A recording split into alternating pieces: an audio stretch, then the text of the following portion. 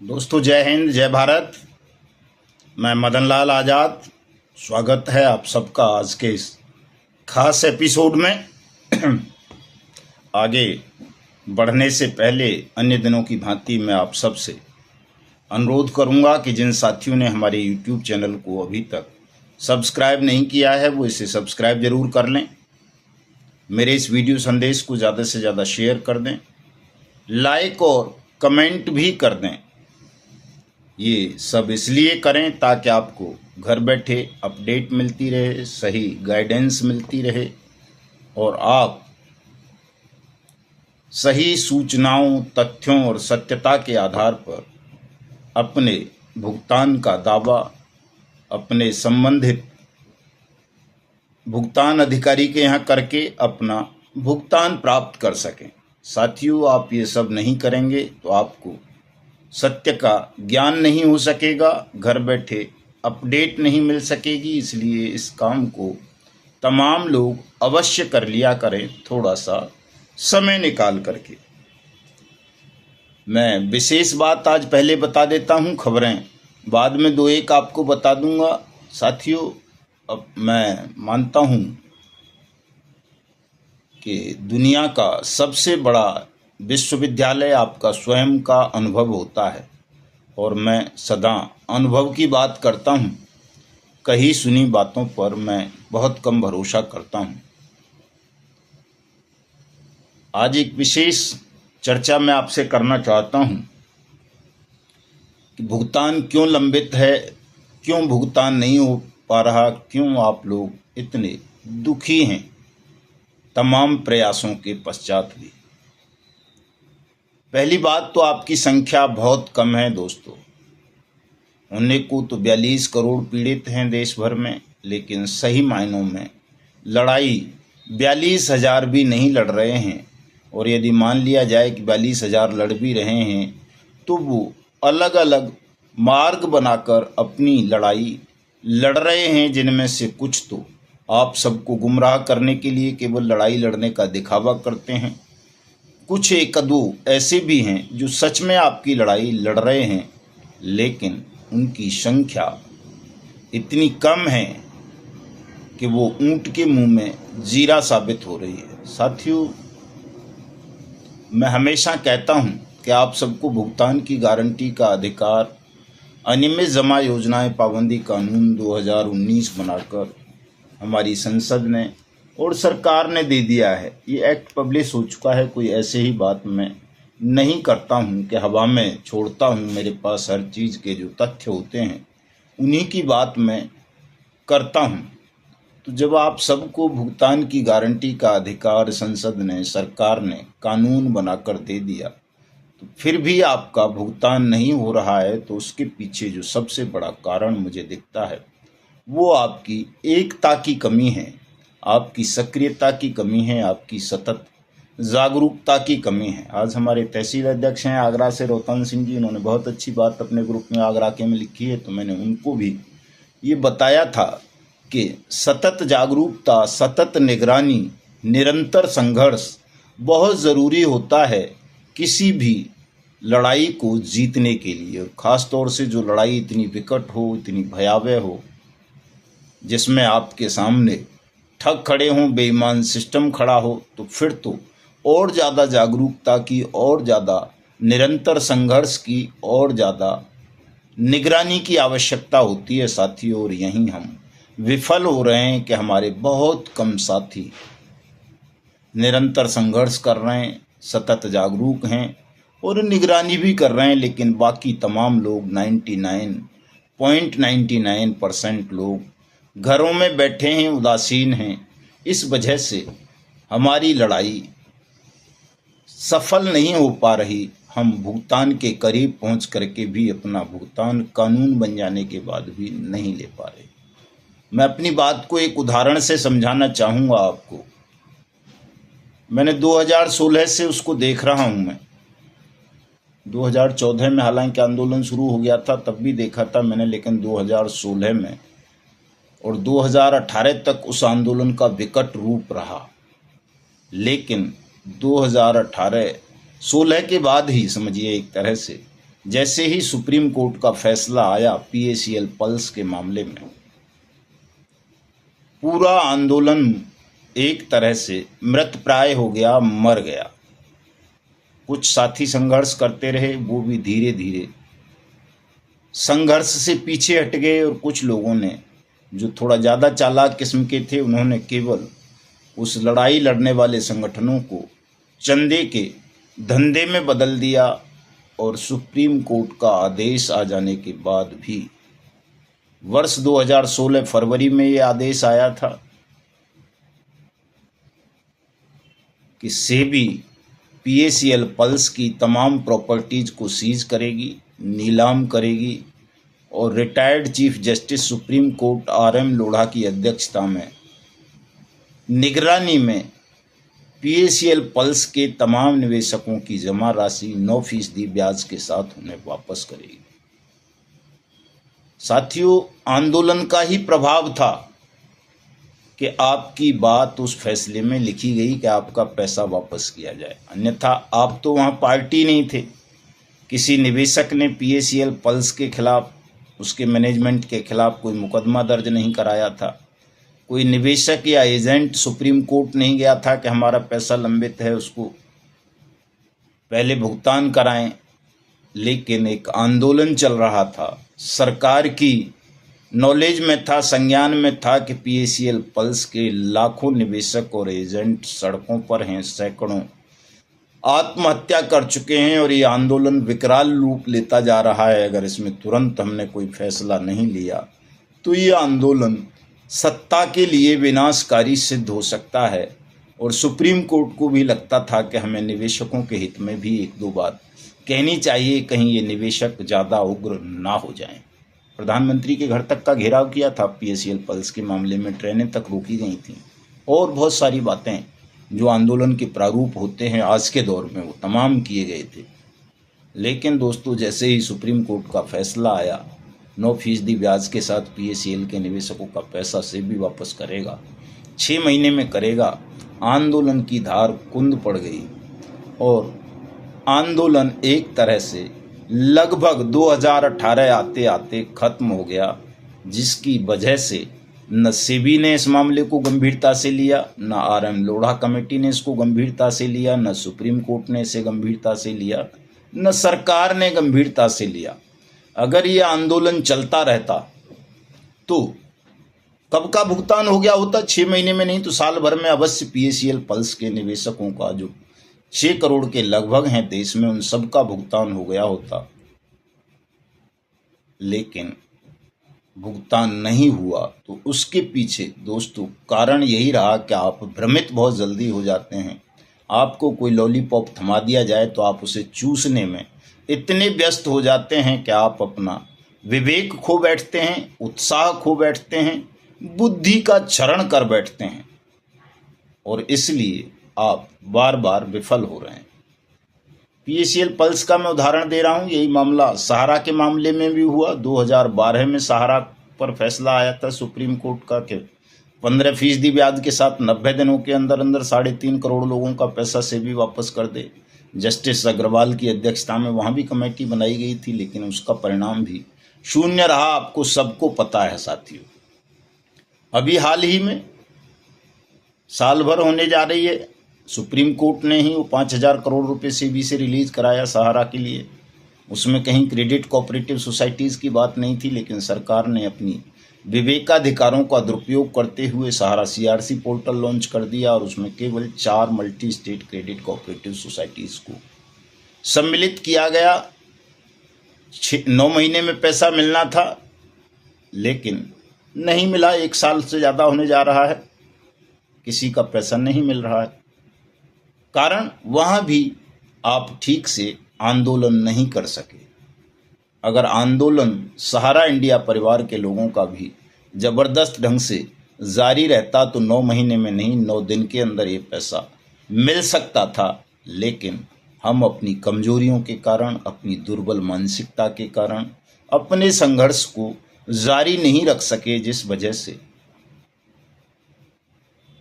करोड़ों लोगों का मेहनत का पैसा लगभग डूब गया, वापस नहीं हुआ।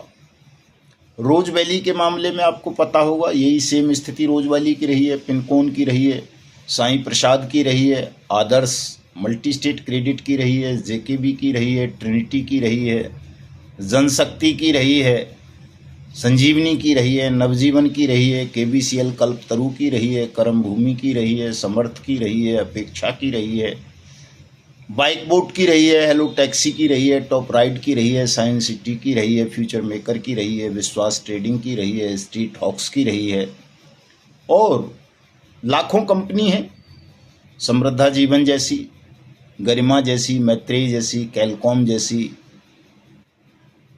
अपना और दूसरी हैं, बहुत हैं, लाखों की तादाद में हैं। उन सब की स्थिति लगभग सेम है साथियों।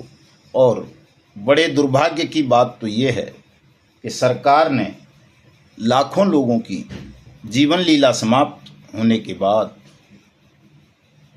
एक बहुत बड़ा निर्णय लिया आपके भुगतान के लिए कि देश के तमाम ठगी पीड़ितों का भुगतान एक निश्चित समय सीमा के अंदर करने के लिए एक मैकेनिज्म, विस्तृत कानून बनाया जाए, विस्तृत व्यवस्था की जाए। और ये वर्ष 2019 में बन गया, एक कानून बना। इस कानून में आपकी डूबी हुई रकम की जमा राशि की 2 से 3 गुना भुगतान की गारंटी दी गई, 180 दिन में दी गई। और ये कहा गया कि सरकार आपका पैसा वापस करेगी, चाहे आपका एक किस्त जमा हुई है किसी कंपनी या क्रेडिट कोऑपरेटिव सोसाइटी में, या मैच्योरिटी आपकी हुई है या नहीं हुई है, इससे कोई लेना देना नहीं था।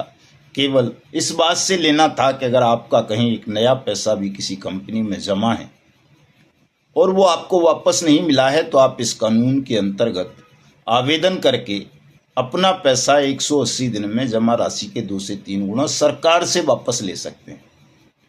5 साल हो गए कानून को बने हुए। मैं समझता हूँ अगर हमारे संगठन ठगी पीड़ित जमाकर्ता परिवार ने इस कानून के लिए आंदोलन नहीं किया होता, इसके लिए सत्याग्रह नहीं किया होता, तो शायद देश के ठगी पीड़ित इस कानून को जान भी नहीं पाते। आवेदन करना या इसके अंतर्गत मुकदमे दर्ज करवाना तो बड़ी बात है।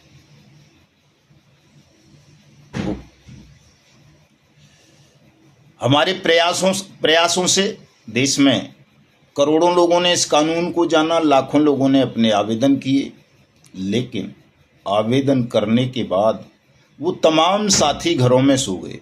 जो लंबी लंबी कतारें आवेदन के वक्त हम देखते थे, वो तमाम लोग आवेदन करके अपने घरों में सो गए, जिससे उनकी स्वार्थपरता का मालूम चलता है, पता चलता है कि देश में लोग कितने महान स्वार्थी किस्म के हैं कि वो अपनी ड्यूटी को, अपने कर्तव्य को अपने हित में भी ठीक से निर्वहन नहीं करते और अपना बोझ भी दूसरों के कंधों पर डालकर सो जाते हैं, या समय मिलता है तो आलोचना करने लगते हैं या कुछ और, लेकिन जो करना उन्हें चाहिए वो नहीं करते हैं। साथी, बड़ा स्वर्णिम अवसर था, लोकसभा का आम चुनाव था। इसमें इस मुद्दे को बहुत जोर शोर से उठाया जा सकता था, सरकार के साथ मिलकर के भी, सरकार के विरोध में रह कर के भी। मैं ये नहीं कहता कि आप सब सरकार के साथ सहयोग करते, हम कर रहे हैं, हमारी स्थितियां अलग हैं। हमें मालूम है कि आप लोग इतनी ताकत में नहीं हो, इतनी संख्या में एकजुट नहीं हुए हो कि आप सरकार का विरोध करके सरकार से कुछ प्राप्त कर सको। तो कम से कम सरकार का सहयोग करके, उसे उसके वायदे याद करा के, उसे ये कानून दिखाकर इस कानून की अनुपालना सुनिश्चित करा ली जाए और सबका भुगतान करा दिया जाए, जो भी हमारे साथ जुड़े हों या जिन्होंने भी आवेदन कर दिया हो इस कानून के अंतर्गत। लेकिन आप वो सब कर नहीं पा रहे साथियों। ये बहुत दुख का विषय है, क्षोभ का विषय है। अभी मैं थोड़ी देर पहले खबर पढ़ रहा था कि कहीं किसी राज्य में किसी ने खबर फैला दी कि वो पोस्ट ऑफिस में खाता खोलोगे तो डाक महकमा आपके खाते में 15,000 रुपये डालेगा उस खाते में। तो कई दिनों से लाइनें लगी पड़ी हैं वो खाता खुलवाने के लिए।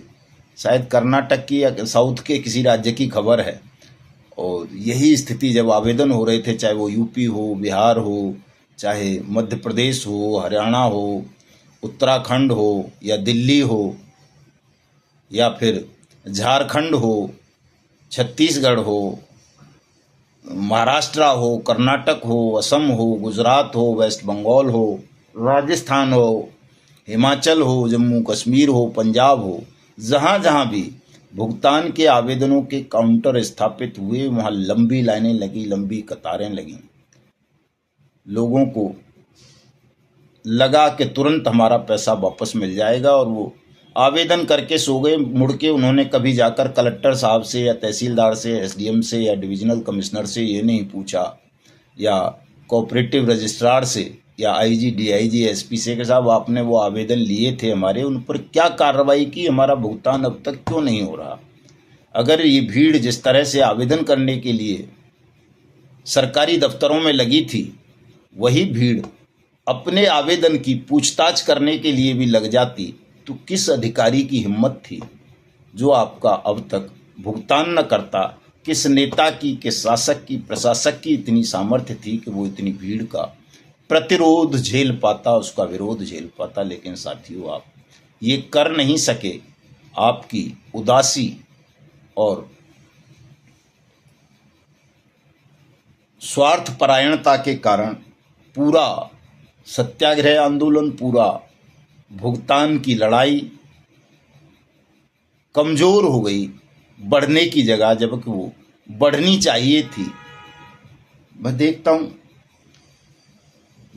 हमारे कुछ साथी हैं शुरू से मेहनत कर रहे हैं, बहुत सारे साथी हैं बड़ी ज़बरदस्त मेहनत करते हैं, जैसे अमरोहा से हैं हमारे 3 साथी, डॉक्टर मुन्ना जी, मनोज कुमार जी, डॉक्टर हनीफ साहब, तीनों दिन रात लगे रहते हैं। हमारे मथुरा से हैं 2 साथी, लक्ष्मण सिंह सैनी जी और लायक राम कुशवाहा जी। छतरपुर से हैं उत्तम दास जी और पाड़िया साहब, 2 भाई अकेले ही लगे रहते हैं, एक विश्वकर्मा जी तीसरे और उनके साथ मिल गए हैं। महाराष्ट्र में हमारे दूधवली जी के अलावा और कोई तीसरा साथी, अब दूसरा साथी मुझे नज़र नहीं आ रहा कि कुछ कर रहा हो, काफ़ी दिनों से मैं देख रहा हूँ। बर्वे साहब को एक्सीडेंट हो गया है तो वैसे बिस्तर पे पड़े हुए हैं। शरणागत जी कभी कभी नज़र आ जाते हैं, बाकी और साथी हैं बतेरे, लेकिन कोई नज़र नहीं आता, सब सुस्त पड़ गए हैं। हमारे राष्ट्रीय सलाहकार अनिल राय साहब सोशल मीडिया पर अकेले बेचारे लगे रहते हैं। राय सिंह डांगी साहब हैं, उनके साथ वो लगे रहते हैं। के पी राठौड़ साहब हैं। दिल्ली में एकमात्र महात्मा जोगिंदर जी बाइक बोट वालों में से जीवित रह गए हैं। बाइक बोट वाले तो शायद सब भूल गए, कोई भी अब किसी आंदोलन में नहीं आता, कोई ये नहीं पूछता साहब कि वकीलों को फीस देनी है या नहीं, हाई कोर्ट वाले केस का क्या हुआ। वो उन्होंने सोच लिया जो 100, 50, 200, 1000, 500 रुपये दे दिए उसी से सारी लड़ाई जीत ली जाएगी।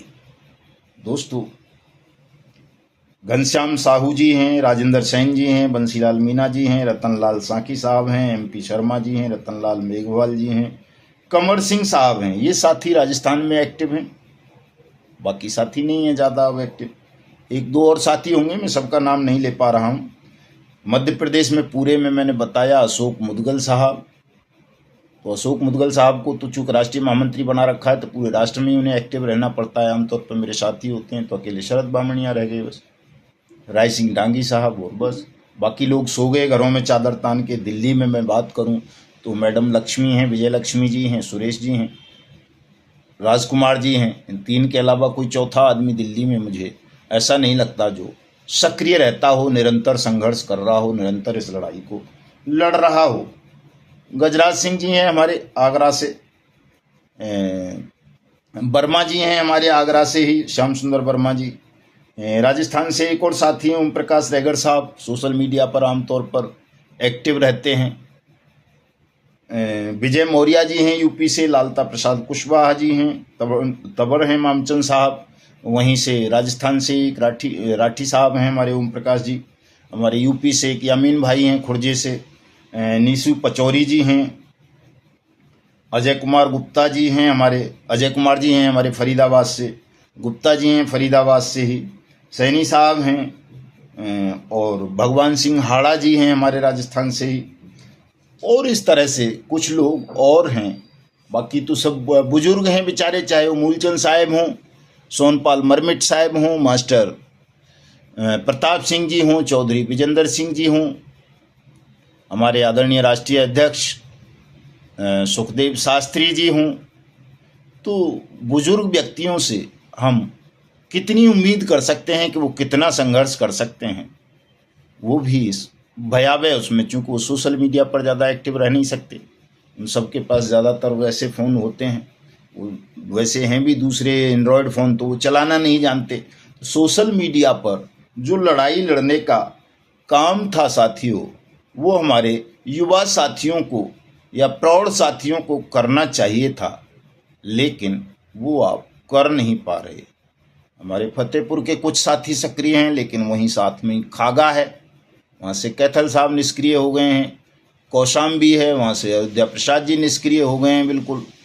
हमारे और तमाम साथी हैं, किस किस के नाम गिनाऊं मैं। इटावा बिल्कुल निष्क्रिय पड़ा हुआ है, औरैया बिल्कुल निष्क्रिय पड़ा हुआ है, तमाम लोग निष्क्रिय पड़े हुए हैं। हमारे राष्ट्रीय उपाध्यक्ष आदरणीय मास्टर रामस्वरूप जी बहुत सक्रिय रहा करते थे, लेकिन दुर्भाग्य से उनके भी सिर में चोट लग गई है, तो वो उस कारण से ज़्यादा सक्रिय नहीं रह पा रहे हैं। हमारे गाजियाबाद के साथी मैं देखता हूँ, चाहे वो दर्शन जी हों, भोपाल साहब हों, डॉक्टर गुलाब सिंह हों, ये तमाम साथी भी निष्क्रियता की चपेट में आ गए हैं साथियों। मेरठ से अकेले गोपाल सिंह सैनी साहब लगे रहते हैं। मतलब मैं कितने लोगों के नाम गिनाऊं आपको।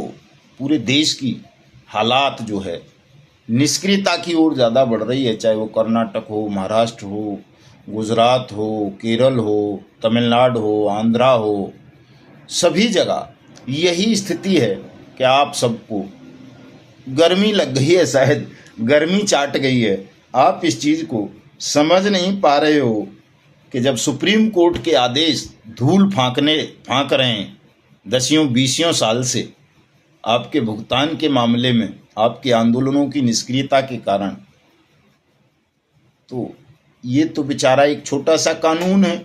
एक कागज पर आपने आवेदन भर कर दिया है, कहीं कहीं तो आवेदन भी नहीं हुए हैं। साथियों, इस कानून की क्रियान्वयन के लिए, अपना पैसा वापस पाने के लिए आप सबको अपने अपने हिस्से की लड़ाई लड़नी होगी।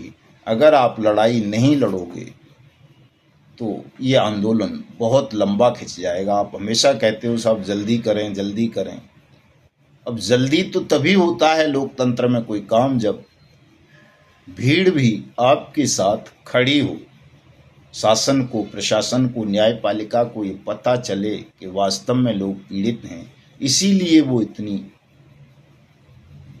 हो हल्ला कर रहे हैं, इसीलिए वो इतना शोर मचा रहे हैं। अगर इनकी पीड़ा का हमने अंत नहीं किया, इनका पैसा वापस नहीं किया, तो कल ऐसा ना हो कि ये कानून व्यवस्था के लिए, बेईमान सिस्टम के लिए हानिकारक सिद्ध हो जाएं और एक नई क्रांति की शुरुआत कर दें, और कहीं सच में ही ये ठगमुक्त बेईमान रहित भारत के निर्माण पर उतारू ना हो जाएं।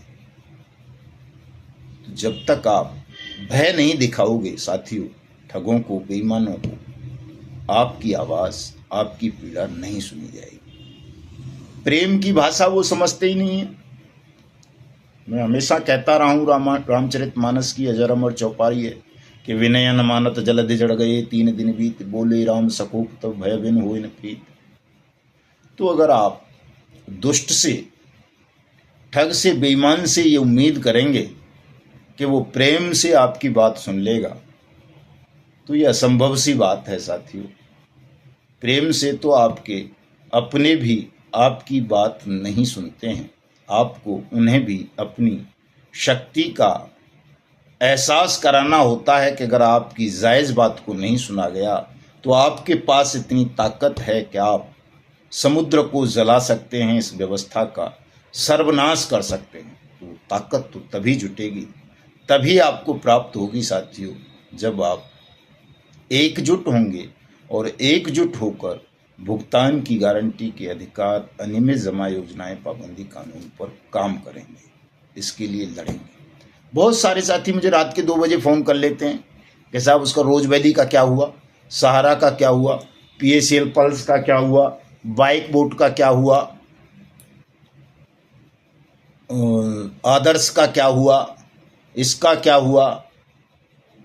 अरे भाई, आपने रिपोर्ट नहीं लिखवाई, जिसने आपके साथ ठगी की किसी भी कंपनी ने या क्रेडिट कोऑपरेटिव सोसाइटी ने, आपने उसके खिलाफ आज तक कोई एफआईआर नहीं लिखवाई, थाने नहीं गए आपने कहीं बट्स एक्ट 2019 के अंतर्गत भुगतान का दावा फाइल नहीं किया, क्लेम फाइल नहीं किया, तो आपके लिए तो कुछ नहीं हुआ। तमाम कंपनीज बंद हैं, तमाम सोसाइटीज बंद हैं। आज भी करोड़ों की संख्या में लोग ये उम्मीद लगाए बैठे हैं कि ये कंपनी और क्रेडिट कोऑपरेटिव सोसाइटी पुनः चालू हो जाएंगी या इनके ऑफिस खुल जाएंगे और वहाँ से हमें ऐसे ही भुगतान मिल जाएगा जैसे एजेंट हमारे घर से पैसा जमा करने के लिए ले जाता था, वैसे ही वो दे जाएगा। बताइए कैसा दिवा स्वप्न देख रहे हैं? ये कहीं हो सकता है? कभी नहीं होगा। जमा करने तो एजेंट ले जाता था अपने कमीशन के लालच में, लेकिन अब तो भुगतान तो सरकार को करना है। कंपनी और क्रेडिट कोऑपरेटिव सोसाइटी तो बंद हो गई, वो कभी चालू हो ही नहीं सकती। भले ही कोई सिर पटक पटक कर मर जाए, कोई नहीं, लाखों मर जाए तो भी नहीं चालू होंगी, क्योंकि वो सभी गैर कानूनी थी। तो अब तो जिनका पैसा डूबा है उनको खुद उठ के खड़ा होना होगा। ये कानून भी यही कह रहा है कि जब आप इस कानून के अंतर्गत खुद जा कर के अपना दावा फाइल करोगे अपने नज़दीकी सक्षम या सहायक सक्षम अधिकारी के यहाँ, तो सरकार आपका पैसा वापस करेगी। आप नहीं करोगे, आपका पैसा वापस नहीं होगा। अब तो 1 जुलाई से नया कानून लागू होने जा रहा है, ठगों को फांसी वाला। हमारा भी पूरा जोर उसी पर रहेगा 1 जुलाई के बाद कि हम तमाम ठग कंपनीज और ठग क्रेडिट कोऑपरेटिव सोसाइटीज़ के खिलाफ पहले मृत्यु दंड के प्रावधान वाले बट्स एक्ट के अंतर्गत मुकदमे दर्ज कराएंगे, फिर क्लेम फाइल कराएंगे, ताकि 10-20 ठगों को फांसी हो, सजाए मौत हो और ये ठगी का कारोबार बंद हो देश से। इसी पर हमें भी काम करना है। आप भी सब साथियों मिलकर काम करो, इस पर टांग खिंचाई मत करो। बहुत सारे दुष्ट आत्मा हैं, मैं जानता हूँ, ठग हैं, ठगों के दलाल हैं, बेईमान किस्म के एजेंट हैं जो हमारे संगठन का विरोध करते हैं और आपको तरह तरह से भ्रमित करने का प्रयास करते हैं। कभी सुप्रीम कोर्ट में PIL फाइल करो, कभी वहाँ सुरक्षा मांगो, कभी ये करो, कभी वो करो, डराते हैं, आपका शोषण करते हैं, आपके उत्पीड़न को बढ़ाते हैं, आपके ध्यान को और मार्ग को डाइवर्ट करके वो आपको अपने भुगतान के अधिकार से शनई शनई बार बार दूर ले जाने का षड्यंत्र रचते हैं।